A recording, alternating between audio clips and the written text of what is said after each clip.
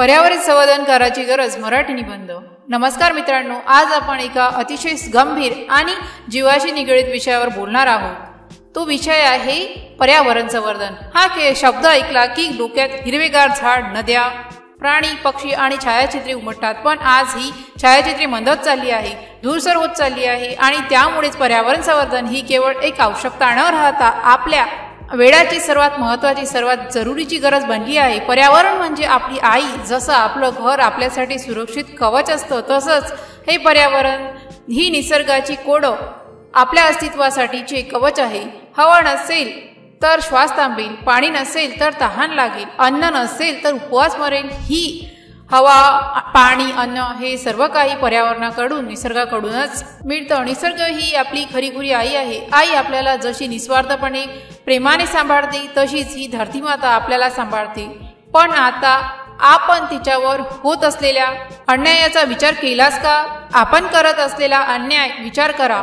आपण आपल्याच खऱ्या आईचं किती दुर्लक्ष करतो, आपण तिच्यावर किती अन्याय करतो। आपण रस्त्याने चालतोय एवढंच का एका छोट्याशा चॉकलेटच्या कागदावर पत्र फेकण्यासाठी आपल्याला कुणाची वाट बघायची नसते, ते जमिनीवर फेकून देतो। हा एक छोटासा कागद समुद्रापर्यंत पोहोचतो आणि तिथल्या एका माशाच्या पोटात जाऊन अडकतो। आपण थंडीत गरम होण्यासाठी, उन्हाळ्यात थंड होण्यासाठी विजेचा वापर करतो, पण बल्ब, पंखे, एसी सुरू ठेवून होली सोडून जातो। ही वीज कोळशापासून तयार होतो, ज्यामुळे प्रदूषण होते। आपण खूप छान छान गाड्या घेतो, पण त्यातून निघणारा धूर हवेत मिसळतो आणि आपल्याच छातीत भरतो। आपण प्लास्टिकच्या पिशव्या, बॉटला वापरतो आणि एकदा वापरल्यावर ती फेकून देतो। ही प्लास्टिक जमिनीवर गाडली तर 100 वर्ष तशीच पडून राहते, नदीत गेली तर पाणी प्रदूषित करते। ही सगळी छोटी छोटी कृत्ये एकत्रितपणे एक मोठा अन्याय झाला आहे आपल्या आईविरुद्ध, आपल्या धरतीमातेविरुद्ध। परिणाम किती भयानक, या सगळ्यांचे परिणाम आपण अनुभवतच आहोत।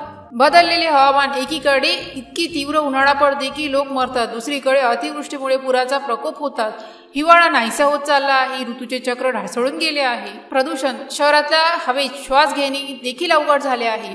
दिवसा देखील धुक्यासारखी दिसणारी प्रदूषित हवा आपल्याला फुफ्फुसात जाते आणि नाना प्रकारचे आजार निर्माण करते।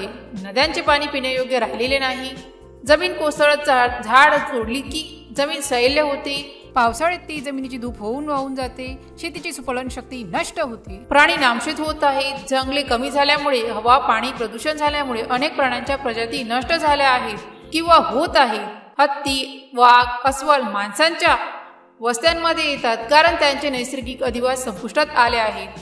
हा आपल्या भविष्यातील चित्रपट आहे। हे चित्र आपल्याला आवडत नसलं तरी आपण त्याचे दिग्दर्शक आहोत। तर मग उपाय काय? पर्यावरण संवर्धन कसे करावे? थोडक्यात आपण जे काही निसर्गाला दुखवतो ते करणे बंद करावे लागेल। आपण आपल्या आईची काळजी घ्यायला शिकलं पाहिजे। झाडे लावा, झाडे जगवा। फक्त एक झाड लावणे हे सर्वात मोठे कार्य आहे। ते आपल्याला मुलासारखं सांभाळा, त्याला पाणी घाला, थोडे बघा, जिथे जास्तीत जास्त झाड आहे त्या जागा खूप राखून ठेवा। पाणी वाचवा, पाण्याचा एक थेंब मौल्यवान आहे। न्हावून किंवा ब्रश करताना नळ बंद ठेवा, पावसाचे पाणी साठवण्यासाठी प्रयत्न करा। नको असताना बल्ब, पंखे, इलेक्ट्रॉनिक सामान बंद करा। जेवण झाकून स्वच्छ ठेवा, जेणेकरून ते कचरा होणार नाही। कमी करा, पुनर्वापर करा। आपल्याला जे आवश्यक नाही ते खरेदी करणे कमी करा। विशेषतः प्लास्टिकचा वापर कमीत कमी करा। पुन्हा वापरा। जुनी वस्तू कचऱ्यात फेकण्याऐवजी पुन्हा वापरण्याचा प्रयत्न करा। जुने कपडे, बॅग, बॉटल काही ना काही कामासाठी वापरता येतात। काच, प्लास्टिक, धातू यांचे वेगळे कचरापेटीत टाका, जेणेकरून ते पुन्हा वापरता येतील। स्थानिक आणि सेंद्रिय गोष्टी वापरा। शक्यतोवर स्थानिक पिकलेली फळे, भाज्या वापरा। रासायनिक खताऐवजी नैसर्गिक शेतीला प्रोत्साहन द्या। पर्यावरण संवर्धन हे कोण्या एका सरकारचे किंवा मोठ्या संस्थेचे काम नाही, ते आपल्या प्रत्येकाचे कर्तव्य आहे। तुमच्या एका छोट्याशा कृतीचा मोठा परिणाम होऊ शकतो। आपल्या पुढच्या पिढीचा विचार करा। आपल्याला आपल्या आजी वडिलांकडून एक सुंदर निरोगी निसर्ग मिळाला। आपण आपल्या मुलांना काय देणार आहोत? एक प्रदूषित शहर, पिण्यासाठी बॉटलमधले पाणी, श्वास घेण्यासाठी ऑक्सिजन मास्क आणि धुक्यामुळे ढगाळ आकाश नाही, असं होऊ देऊ नका। चला आजच विचार करूया, आजच एक छोटीशी कृती करू। एक झाड लावू, एक प्लास्टिकची बॉटल रिसायकल करण्यासाठी घेऊ, नळ चोचीतून पाणी वाहत असेल तर बंद करू, आपल्या मित्रांना, कुटुंबियांना सांगावं, कारण ही धरती आपली घर आहे आणि आपल्या घरात गंदगी केली तर कुठे राहणार? पर्यावरण जपणं हे आयुष्याचं सोपं अन आहे. जर या पोस्टशी संबंधित काही गोंधळ असेल किंवा आपल्याला अशा कोणत्याही विषयाची माहिती हवी असेल तर कृपया खालील दिलेल्या कमेंट बॉक्सद्वारे आपले प्रश्न आम्हाला विचारू शकता. या पोस्टशी संबंधित आणखीन काही प्रश्न असतील आपण आम्हाला ते देखील सांगू शकता की आम्ही त्या समस्या नक्की सोडवू.